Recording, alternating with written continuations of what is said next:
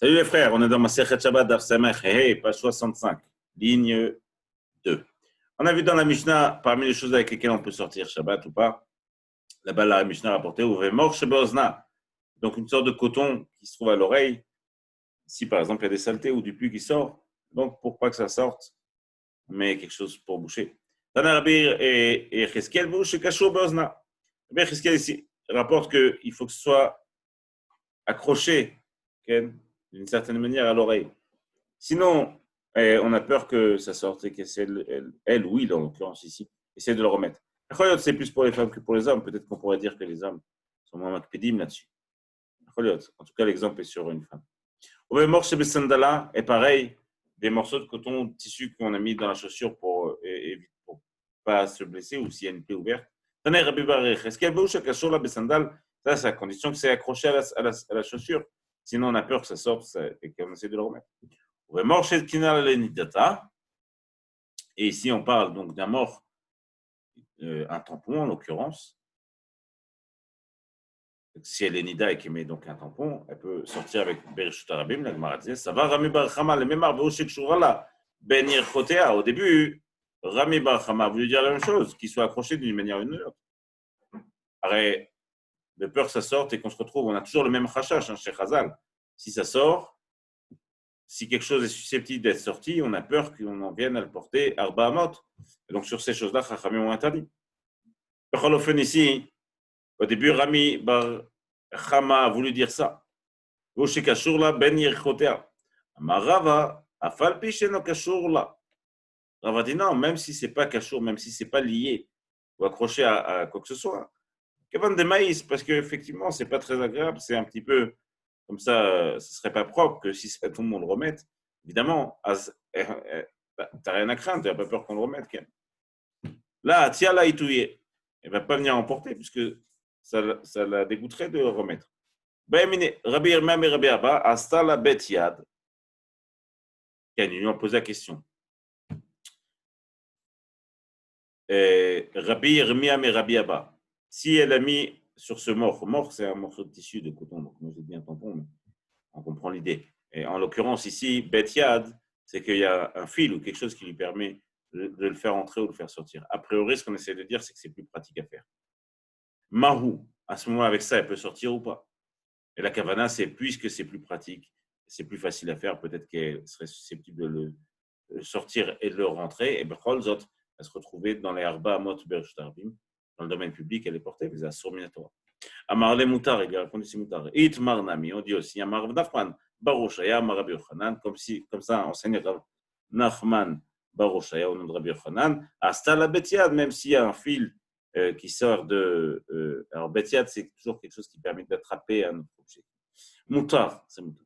Rabbi Yochanan Nafik Beu, le Bemidrasha, Vechalukin alav Chaverav. Rabbi Yochanan, lui, Rachidi, lorsqu'il était vieux, il avait apparemment souvent des infections aux oreilles, ou en tout cas, il y avait souvent des saletés qui sortaient, donc il mettait un morceau de coton, et il allait au Bet Midrash avec ça. Et bien, Maître Rachamim Chaverav n'était pas d'accord avec lui, puisqu'on voit bien mettre que la Mishnah Mefourech, c'est-à-dire qu'il ne faut pas le faire. En tout cas, si ce n'est pas accroché. A priori, ici, on dit qu'il l'avait mis, ce n'était pas accroché. Et donc, on a peur que ça sorte et qu'il le remette. Rabbi Yochanan, il faisait ça. On va voir Techef pourquoi. Rabbi Yana Inafik, le Carmélite, Rabbi Yana, lui, il sortait dans une Carmélite. Carmélite, pour rappel, c'est ce qui est ni Reshut Arabim, ni Reshut Arayachid. C'est ni le domaine public, ni le domaine privé.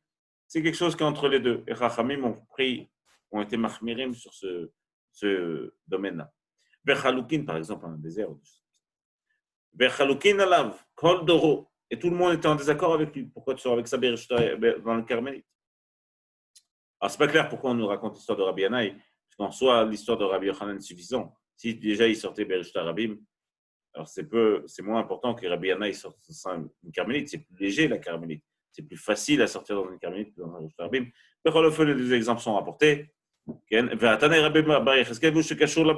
bien que la Mishnah Mefourach a dit qu'on ne peut pas sortir si ce n'est pas accroché d'une certaine manière. La Kashia, la Gemara dit non. La Kashia, aucune autre contradiction. Là, c'est lorsque c'est bien inséré au fond de l'oreille, donc de l'oreille. C'est bien inséré au fond de l'oreille, donc il y a pas de, on ne craint pas que ça sorte. Il suffit de la rentrer comme il faut.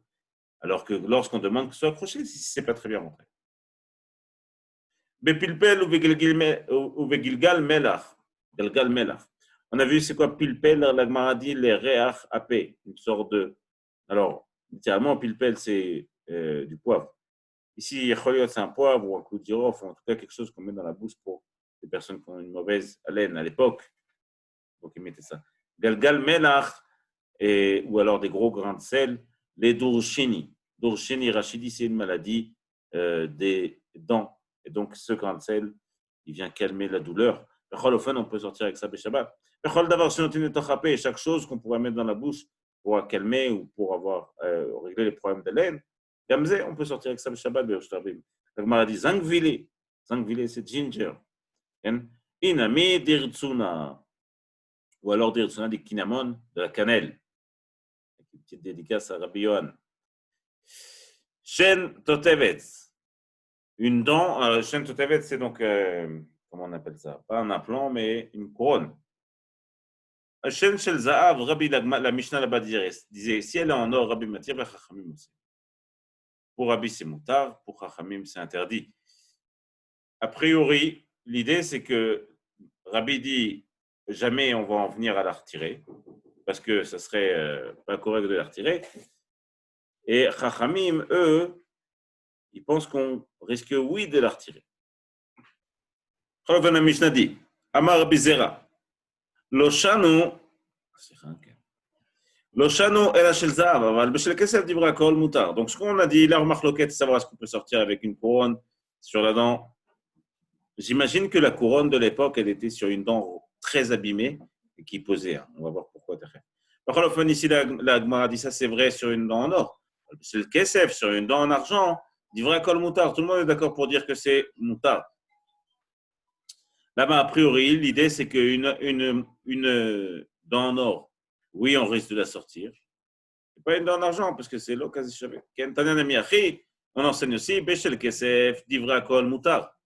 Shel Zahav, Rabbi Metir. Donc, une dent en argent, une couronne en argent plutôt. Tout le monde est d'accord à dire que c'est mutar de sortir avec, parce que c'est l'occasion. Rien à faire voir. Une dent, une couronne en or, Rabbi Metir, Chachamim Osrim, pour Rabbi c'est mutar, pour Chachamim c'est interdit. Abaye dit la chose suivante. Rabbi, Rabbi Eliezer et Rabbi Shimon ben Elazar, Koulos Viraou, les trois, donc Rabbi Eliezer et Rabbi Shimon ben Elazar. En vérité, ceux qui suivent les Dapim savent qu'il y a une chita qui leur appartient en trois. Koulos Virale, où les trois disent Techol Midedimin Gebe, chaque chose qui devient finalement honteux de se retrouver dans cette situation, la Atié l'Arvouye. On n'a pas peur de le retirer, Bereshut Rabbi. On a vu plein d'exemples. Ici, un des exemples, c'est par exemple la couronne. Si la personne, même si elle est en or, s'il se retrouve, on retire la couronne, elle va se retrouver avec un trou dans la bouche. C'est pas très, très, très, très joli. Donc, elle n'a pas envie de se retrouver comme ça avec un trou dans la bouche. Et donc, on va dire la chose suivante, on va dire En Chashash. Il n'y a pas besoin d'avoir peur qu'il retire sa couronne Bereshut Rabim. Donc, Pichal, il a donc le droit de sortir avec. Rabbi Hadamran Rabbi Eliezer, Rabbi, on vient de le voir, il a dit ici. Où est-ce que Rabbi Eliezer a dit ça? Rabbi Eliezer, de Tanya Rabbi Eliezer, Poter, Bekovelet ou Sluchit Shel Plaiton.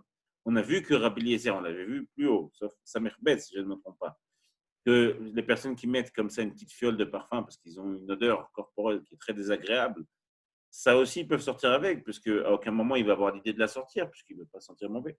Rabbi Shimon ben Elazar de Tanya, on a vu chez Rabbi Shimon ben Elazar là-bas, Klal Amar Rabbi Shimon ben Elazar, il a donné un klal, Kol Sheu Lemata Min Asvacha, Yotze Bo Lema. On a vu ça aussi ensemble, je crois que c'était dans Nun Tête, je ne suis pas sûr. On va voir Hey, où se trouve le Hey? Le El Nun Zain, Amudbet, pardon, ok.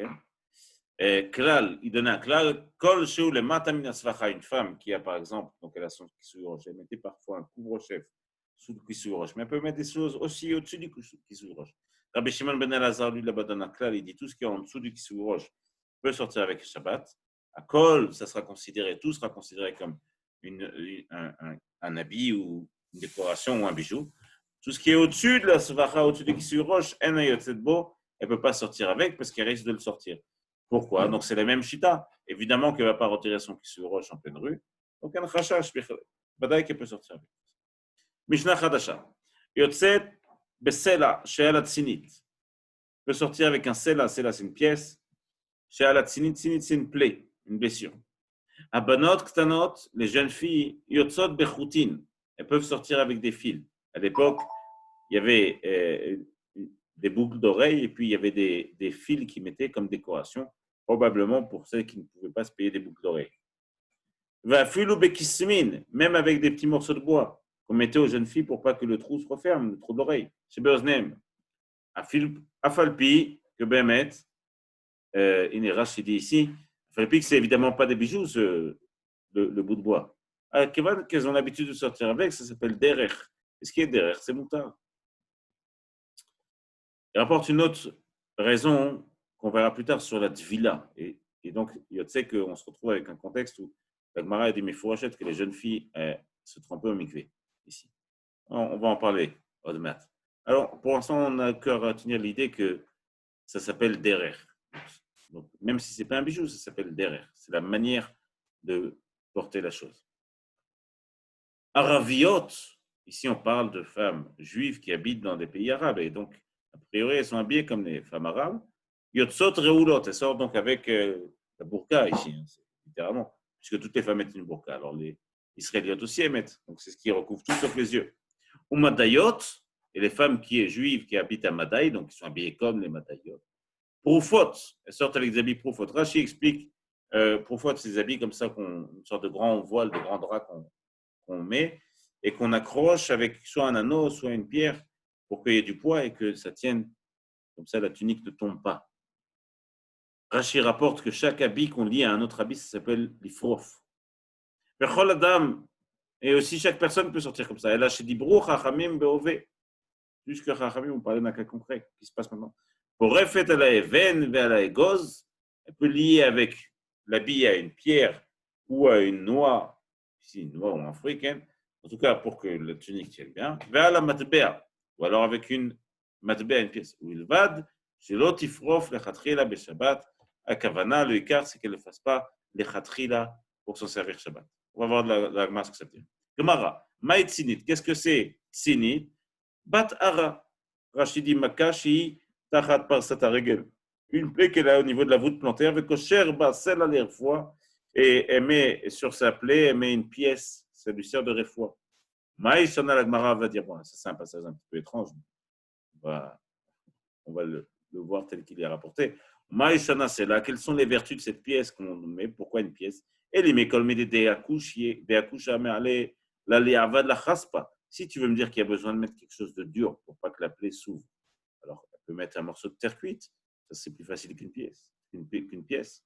Et la mishum shurta, si tu me dis que c'est pour shurta, Rachidi, l'irchlouchit, ou velaz, rouille, parce que l'argent ou les métaux font sortir une rouille. Ici, Rachi, apparemment, soit il ne parle pas du tétanos, soit il ne savait pas ce que c'est le tétanos.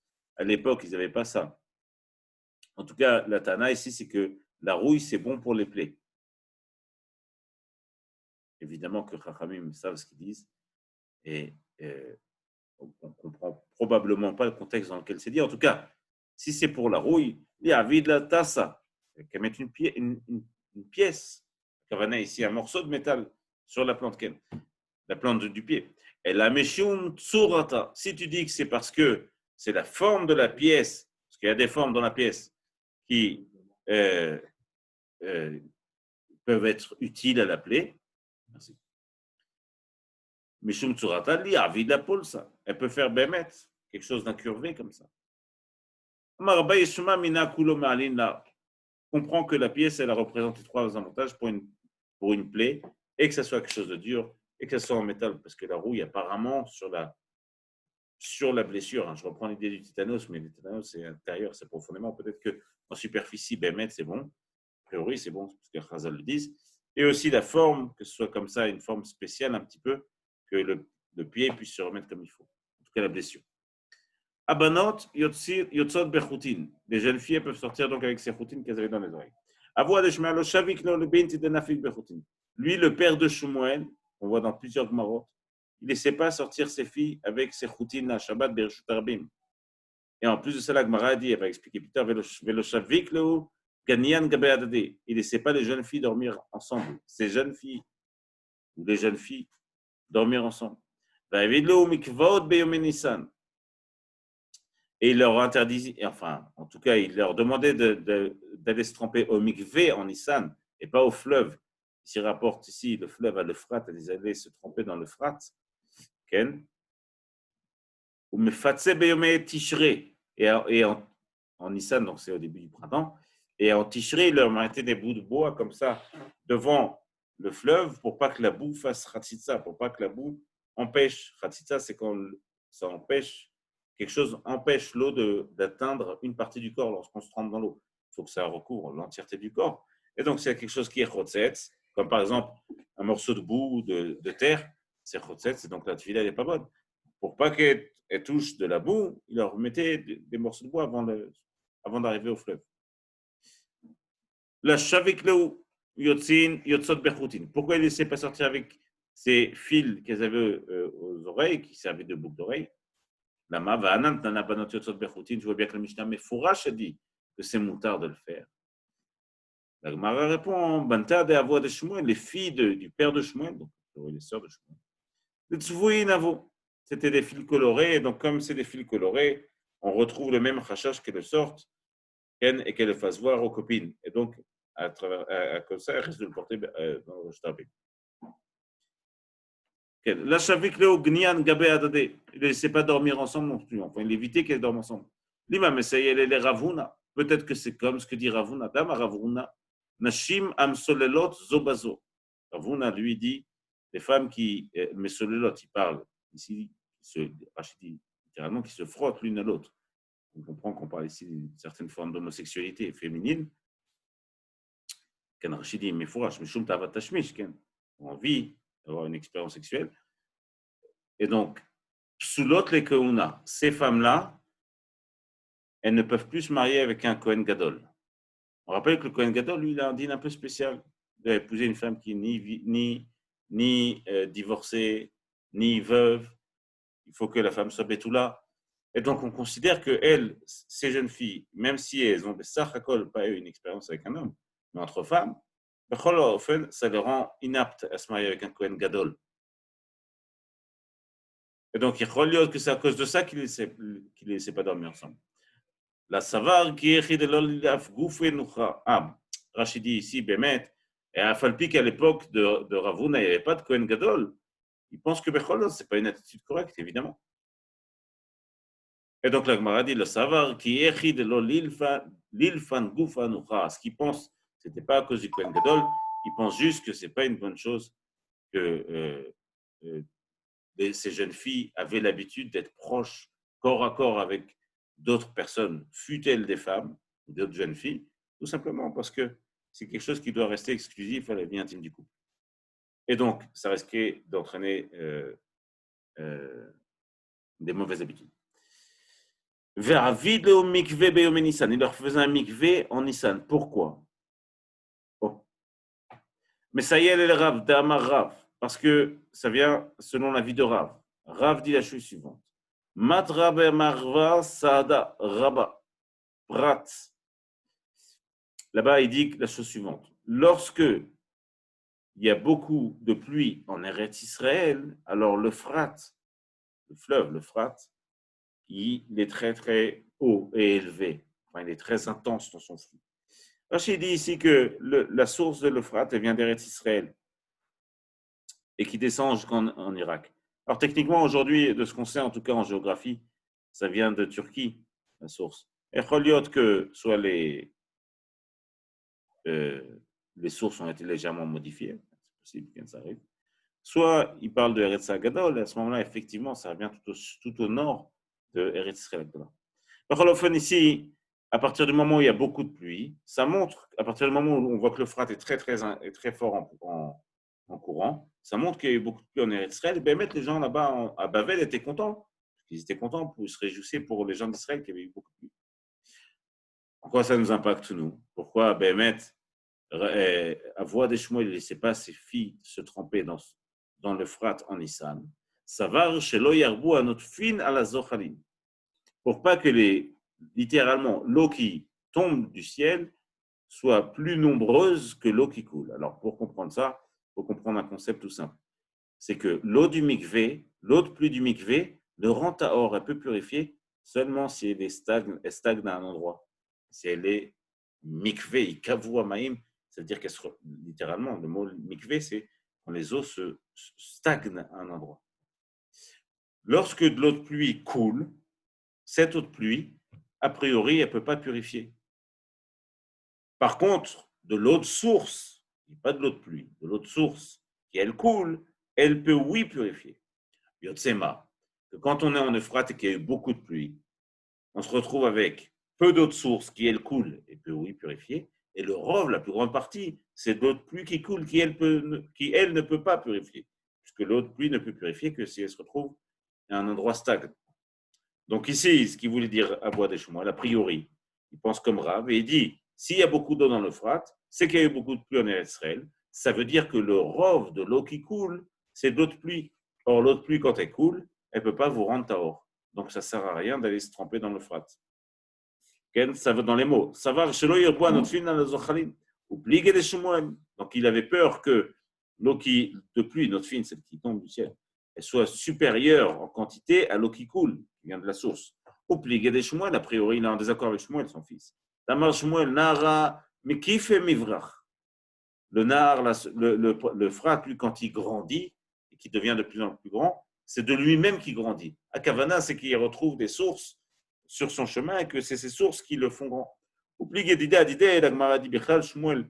S'il a dit ça, alors il est en marloquette avec lui-même. Damar Shmuel, En Amaim et Arin Bezochalin.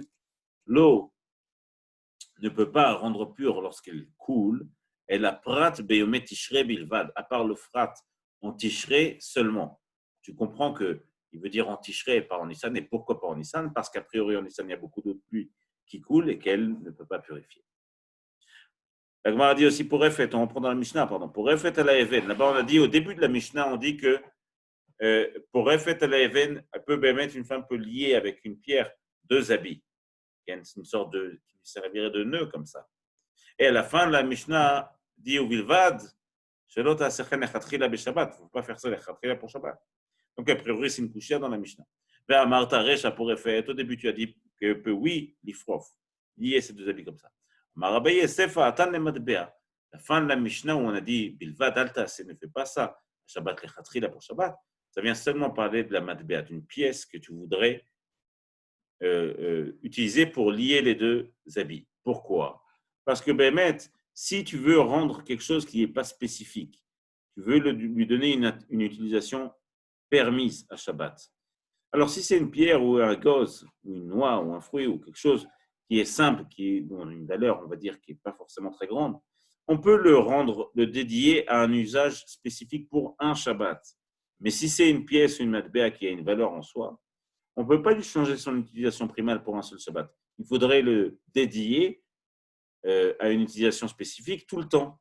Et pour un seul Shabbat, ce n'est pas suffisant. Donc, c'est la raison pour laquelle la Mishnah, à la fin, elle dit, pour une pièce, ben, tu ne peux pas l'utiliser comme cli pour lier les 2 habits pour un seul Shabbat. Ça ne sort pas de son état de mouktsé. Baye, on a posé la question à Baye. Isha maouch et harim. Qu'en est-il? Est-ce qu'une femme peut les harim? Les harim, littéralement, c'est, on va dire, aller arnaquer. Mais à Kavana, c'est on fait quelque chose qui, théoriquement, est assourd, mais on le fait de manière permise. Par exemple, l'exemple ici, si elle veut sortir un fruit pour son fils, elle peut accrocher une pomme à son habit, et puis elle accroche un 2e habit à cette pomme, comme si que la pomme servait juste à lier les habits. Et donc, c'est comme si qu'elle a utilisé un cli pour lier les 2 habits, c'est moutard. Et à la fin, elle sort dehors, elle va au parc, dans le Reshut Arabim, elle a son fils, elle sort la pomme et lui donne. Donc ici, ça s'appelle la harma. Pourtant, a priori, tout ce qu'elle a fait, c'était moutard. La Gemara dit, Maouch Taharim. Autre question dans la Gemara, pourquoi on dit la harim? Parce qu'on voit que quand il y a par exemple un incendie, alors Chachamim ont permis là-bas de la harim a priori. Ils ont permis de faire des choses qui sont a priori, qui puissent apparaître comme interdites, mais qu'on fait de manière permise. Maouch Taharim. Vetifrof alaïgoz, leotzi libna katan. Qu'en est-il si elle veut sortir une noix, par exemple, pour son petit garçon? Elle peut l'accrocher à son vêtement, un deuxième vêtement, et ça lui sert comme ça de cli. Beshabbat. La Gemara dit Tiba le mandamar marimin, Tiba le mandamar en marimin. On va essayer d'expliquer la question selon les deux mandamar. Celui qui pense qu'elle prend dans Dafkouf, ça se passe dans Dafkouf Kaf, si je ne me trompe pas plus tard. Là-bas, la Gemara parle donc du cas de l'incendie. Où il y a deux avis dans la Gemara, un qui dit qu'on peut oui l'arim, un qui dit qu'on ne peut pas l'arim. Tiba le mandamar marimin, pour celui qui dit qu'on peut oui l'arim, qu'on peut oui tromper. Betleka, dans le cas de l'incendie. Tu peux dire très bien que ça, c'est vrai dans le cas d'un incendie, parce que si tu ne fais pas ça, si tu ne lui permets pas de sortir un maximum de choses, la personne va essayer tout simplement d'éteindre l'incendie. C'est-à-dire que là, ça sera une avéra bien plus grave que de sortir des choses à Kavana, de les sortir de manière, en les portant de manière non conventionnelle. Parce qu'entre éteindre un feu et sortir quelque chose de Berish Tarbim, c'est les deux, c'est un Yisur Torah, il n'y aura pas de différence. Mais si tu lui permets, si tu lui permets pas de sortir la noix, là, tu es fouqué. Tu ne vas pas la sortir, d'accord. Alors l'enfant, il rentre à la maison pour manger, c'est non. Odilma, peut-être que tu peux poser la même question. Afilou le mandamar en marimin, même pour la personne qui dit que pendant un incendie, on n'a pas le droit de tromper et sortir de manière détournée des choses. Parce que dans un incendie, tu vas sortir de la manière conventionnelle de porter et de sortir quelque chose. Tu n'as pas regardé. Mais dans notre cas, c'est évident, ça ne s'appelle pas porter, d'accrocher une noix. Que ce n'est pas Minatora sourd, puisque la seule manière qu'il y a de sortir quelque chose de Reshta Yachid ou Reshta Abim, ou Arba Amod dans Reshta Abim, de manière interdite Minatora, c'est de le porter dans sa main. En tout cas, de le porter de la manière dont la chose doit être portée. Mais si tu le portes en accrochant un habit, c'est Vadaï Rak des Rabanan, c'est seulement des Rabanan. Et donc, tu peux très bien poser la question et dire, quand celui qui a interdit de l'Eharim, de tromper dans un incendie, c'est parce que la personne va sortir de manière conventionnelle. Mais ici, que ce n'est pas conventionnel, et que c'est donc que des Rabanan, peut-être qu'elle va permettre. Et ma Shapir, peut-être qu'elle va dire c'est moutard, Dami. Teiko, pas de réponse. Ou en tout cas, Teiko Rachetevot Ishbi, et Teres Kushiot Variot. Et nous, on attend Eliyahu Hanavi qui nous donne la réponse. Adkan, Daf, Sameche. Salut les amis.